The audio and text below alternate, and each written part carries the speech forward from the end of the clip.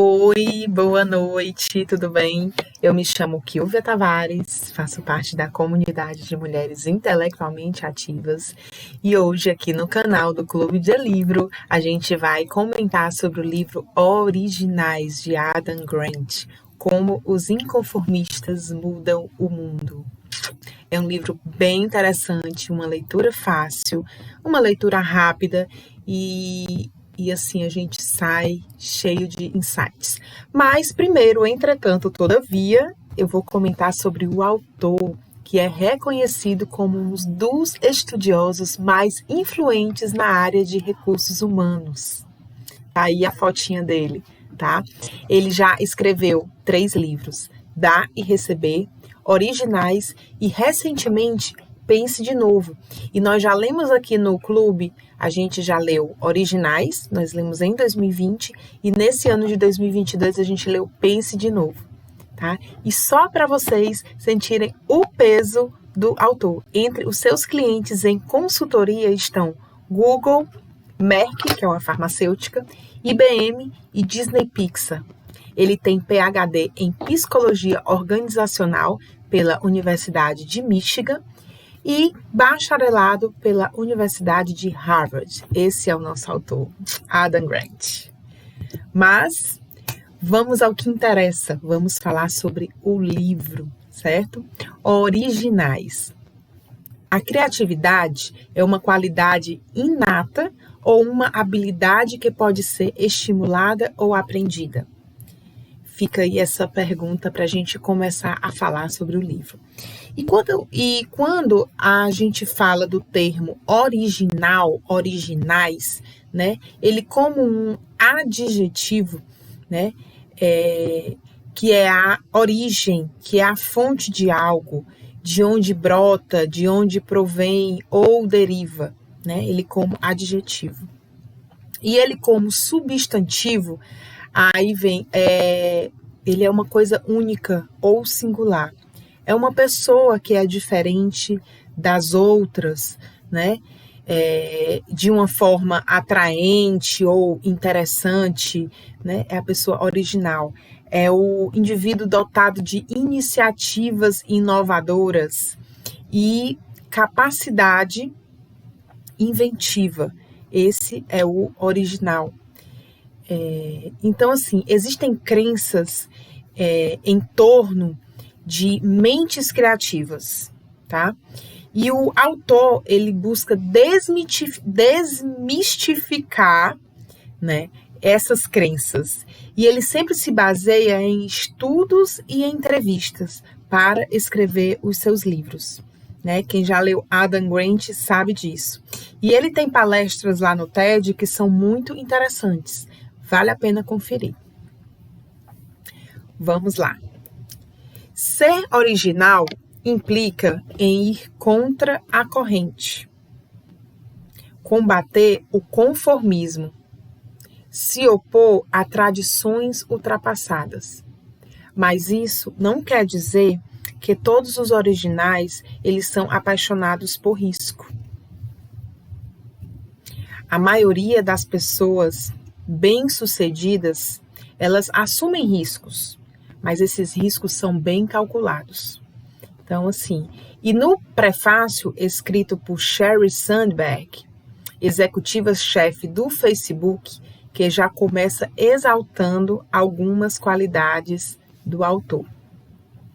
Que ele é um pesquisador brilhante, que investiga com entusiasmo o que motiva as pessoas, derrubando mitos e revelando verdades. E ele oferece insights. Ele inspira a acreditar em si mesmo. Isso é o autor. E o livro ele é dividido em 8 capítulos e em 3 partes. A parte 1, ela vai falar da administração dos riscos envolvidos em gerar, reconhecer e expor ideias originais. A parte 2, ela lida com as escolhas que fazemos para replicar e disseminar a originalidade. Na parte 3, são formas de destravar e sustentar a originalidade, tanto em casa como no trabalho. Capítulo 1. Destruição criativa. conformismo e originalidade. Ele já começa assim, já confrontando, né? Porque a originalidade começa com a criatividade, com a geração de um conceito que seja novo e útil. Aí ele faz uma analogia que nós vimos em outros livros que nós lemos no clube, que é o mindset fixo e o mindset de crescimento. Esses dois tipos de mindset, pessoas que têm um ou outro, a gente vai ver diferenças na forma dela agir, na forma dela se comportar diante das situações do dia a dia, seja em família, seja com os amigos, seja no trabalho, né? E as pessoas que mais sofrem com um determinado estado de coisas, elas são paradoxalmente as menos propensas a questionar, a desafiar, a rejeitar e a mudar esse estado, né? O que distingue a originalidade é a rejeição do que é convencional e a investigação sobre a existência de opções melhores. E aí, você já se questionou sobre essa possibilidade de opções melhores? É algo que não tá legal, é algo que não tá bacana. E aí, mas e se, né? E quais as opções teríamos? Eu acho que vale a pena sempre estar se questionando. Capítulo 2. Inventores cegos, investidores caolhos. A arte e a ciência de reconhecer ideias originais. O excesso de confiança, ele pode ser uma tendência especialmente complicada de superar quando se trata de criatividade. Se concentrar nos pontos fortes de suas ideias e ignorar ou minimizar as limitações pode ser perigoso.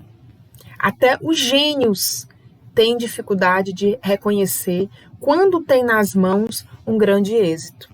Se eles soubessem quando estão a caminho de produzir uma obra-prima, o seu trabalho andaria apenas para frente. E aí, olha só, o psicólogo Jim Simonton descobriu que os gênios criativos, eles não eram qualitativamente melhores em suas áreas do que os seus pares. Eles produziam mais. A chance de produzir uma ideia influente ou bem-sucedida, ela é diretamente proporcional ao número total de ideias geradas. O negócio é trabalhar muito e produzir um volume enorme de trabalho. Quanto mais a gente faz, mais chance a gente vai ter de ter sucesso. E diante de incertezas, o nosso primeiro instinto costuma ser de rejeitar o novo, procurando razões que expliquem por que um conceito pouco familiar será um fracasso. Capítulo 3, no limbo. Como dizer verdades aos poderosos. Começando com uma frase de Einstein, entre aspas, os espíritos elevados sempre enfrentaram oposição das mentes medíocres. Vamos pensar sobre isso. Esse capítulo fala de como externar opiniões minoritárias, defender uma nova maneira de fazer as coisas, qual o momento certo de falar,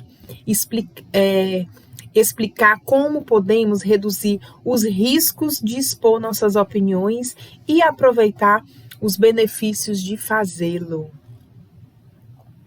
Poder e status, eles andam juntos. O poder é ter o controle e a autoridade sobre os outros, mas o status é ser respeitado e admirado. O status, ele precisa ser conquistado. E ele fala nesse capítulo sobre o efeito Sarik, que é ser sincero sobre nossas falhas, que altera o modo como o público nos julga, porque nos faz parecer inteligente, nos faz parecer digno de confiança e deixa o público com uma opinião mais favorável em relação à nossa ideia. A autoconfiança excessiva, ela representa um sinal vermelho, um alerta que precisamos nos defender das armas da influência. Então, a autoconfiança demais é um perigo. Desistir antes de partir. E aí, esse gráfico, eu fiz questão de trazer ele, porque eu achei ele super interessante. Porque ele traz situações em que prejudica a organização e que beneficia a organização. E ele traz situações que muda a situação e que mantém o status quo. E ele começa falando do desistir, tá? O desistir, ele significa retirar-se em definitivo. O discutir envolve tentar ativamente melhorar a situação. O persistir é o ranger dos dentes e o aguentar. E o negligenciar também é pertencer, mas reduzindo o esforço.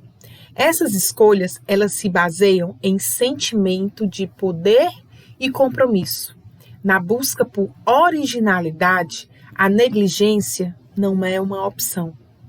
Discutir não é necessariamente melhor do que desistir.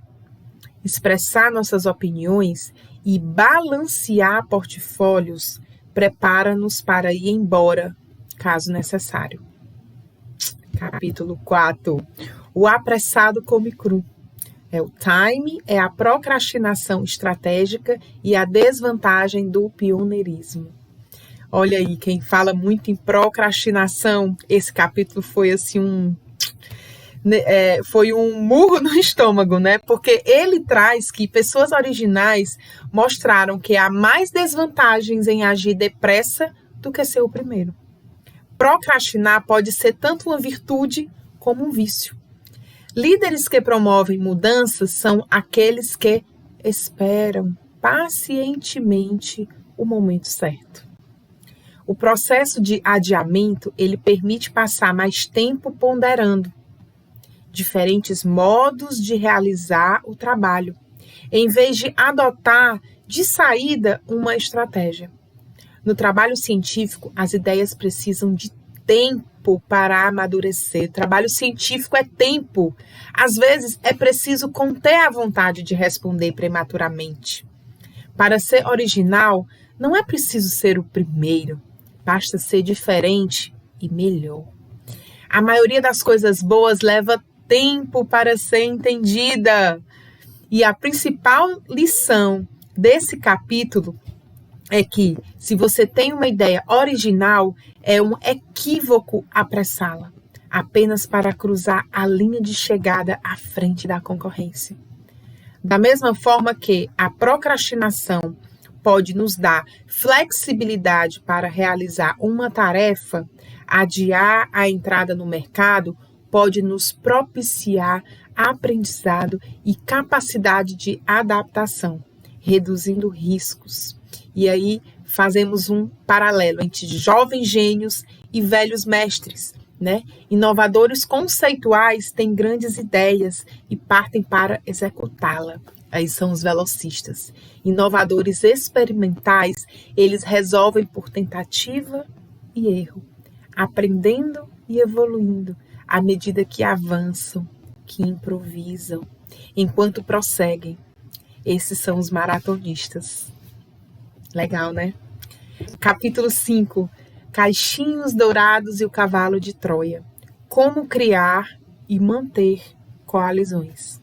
O autor apresenta por que costuma ser mais sábio formar parcerias com inimigos do que com amigos da onça.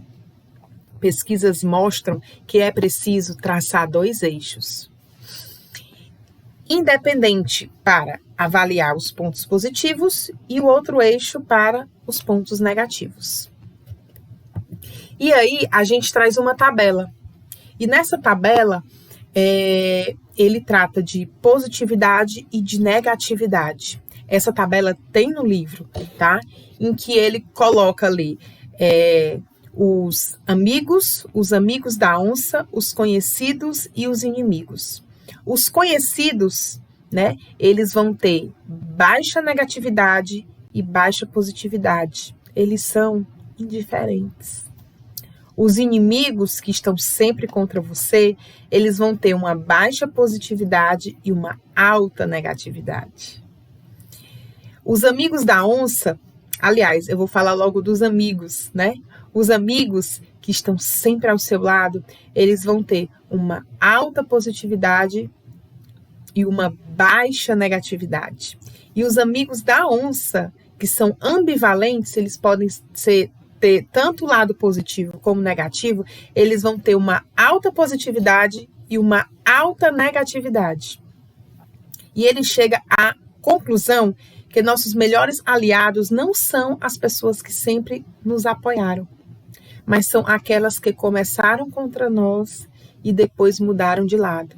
Mudar de opinião não é feio e não é impossível, né? E nessa parte do capítulo, ele cita Simon Sinek, lá do livro Comece pelo Porquê, que nós já lemos aqui no clube, né? Em que, em sua palestra no TED, ele argumenta que se queremos inspirar as pessoas, devemos começar com o porquê. Quando comunicamos a visão por trás de nossas ideias, o propósito que guia nossos produtos, as pessoas vêm atrás de nós, né? Então é o porquê das coisas. E existe um ponto ideal na originalidade. Se não for original o bastante, é chato ou batido. Se for original demais, o público pode ter dificuldade de entender. Vamos para o capítulo 6. Rebelde com causa. Como irmãos, pais e mentores alimentam a originalidade.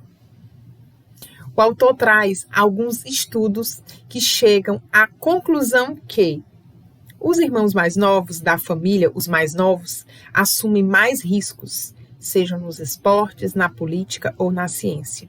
Embora os primogênitos costumem ser dominantes, né, conscienciosos e ambiciosos, os caçulas são mais abertos ao risco e à adesão de ideias originais. E aí, o que você acha disso? Concorda? Um ponto destacado no livro é que os primogênitos, eles crescem em um mundo de adultos. Enquanto os mais novos, quanto mais irmãos têm, mais tempo passam aprendendo com as outras crianças. Além dos pais serem mais disciplinadores com os mais velhos e mais flexíveis com os mais novos. Então, essa é a conclusão que ele chegou sobre os irmãos mais novos e os irmãos mais velhos. Por que que os mais novos são vistos como mais criativos? Capítulo 7. Repensando o pensamento de grupo. O mito das culturas fortes, aceitas e os advogados do diabo. Esse capítulo é bem forte, viu? O pensamento de grupo, gente, é inimigo da originalidade. As pessoas se sentem pressionadas a se adaptar às ideias dominantes e estabelecidas, em vez de defender a diversidade de pensamento. O autor ele vai examinar o que realmente provoca o pensamento de grupo e o que podemos fazer para evitá-lo. Porque alguns grupos coesos são vulneráveis a tomadas de decisão equivocadas, enquanto outros se saem bem. O que é preciso para ter uma cultura forte sem que ela degenere em uma seita? Porque é comum que opiniões divergentes caiam em ouvidos moucos. Quem já viu isso? Porque às vezes é melhor estimular as pessoas a se queixar dos problemas em vez de resolvê-los. Porque levar as pessoas a compartilhar suas preferências pode reduzir as chances de que opiniões minoritárias prevaleçam. o autor cita e explica modelos dominantes de gestão e contratação. Aí já bem para o lado mais profissional, né? Que é o profissional, o estelar e o comprometido. O modelo profissional, ele enfatiza qualificações específicas. Quero aquela qualificação daquele funcionário. O modelo estelar, ele muda de capacidades atuais para potencial futuro. E aí a gente vê muito quando é para roubar da concorrência os talentos mais brilhantes.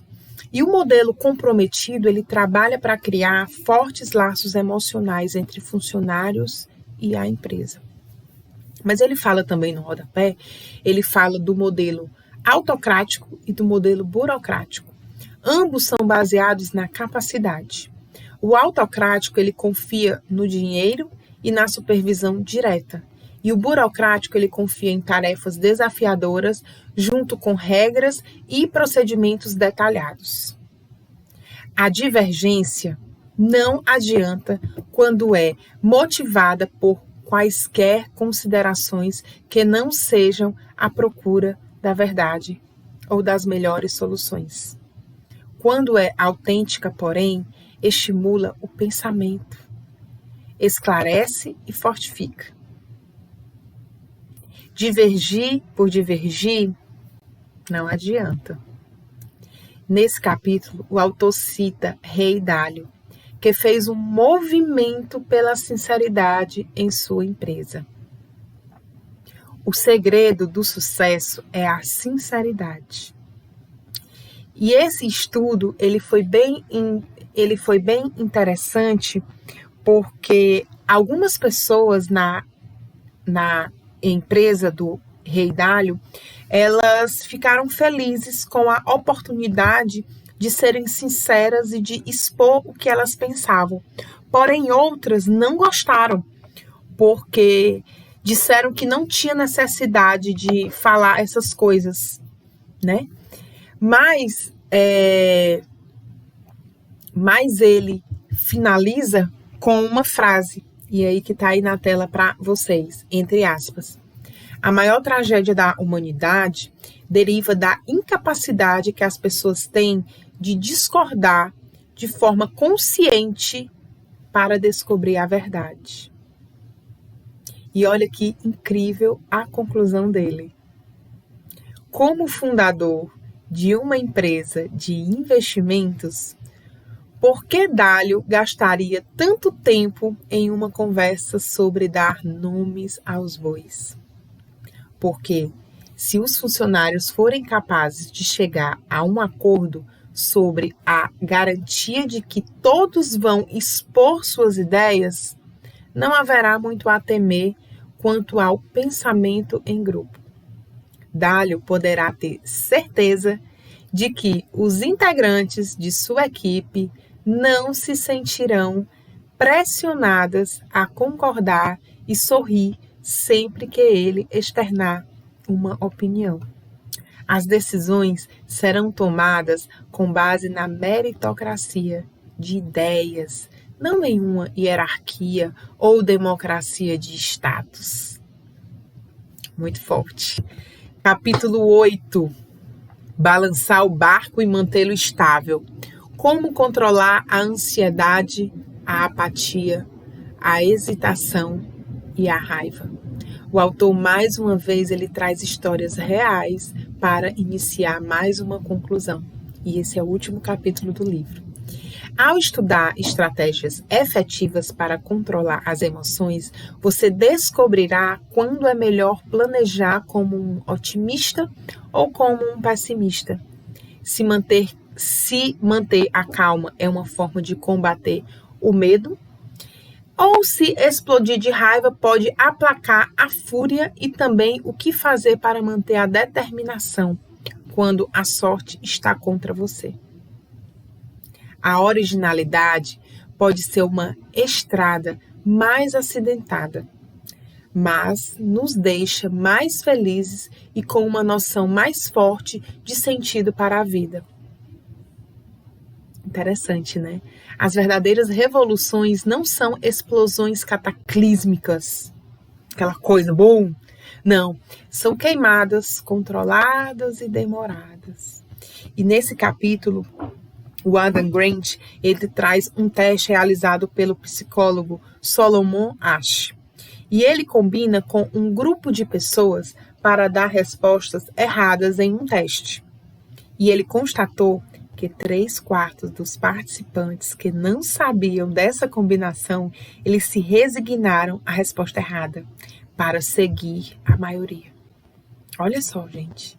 Os participantes se conformaram escolhendo o traço, né, que era um teste sobre o tamanho do traço, que eles sabiam não ser o correto apenas porque o restante do grupo fez dessa forma. Então, não é preciso ser um ditador violento para nos silenciar pelo medo. Ser o único a defender uma opinião pode bastar para tornar um original comprometido temeroso o suficiente para se conformar com a maioria.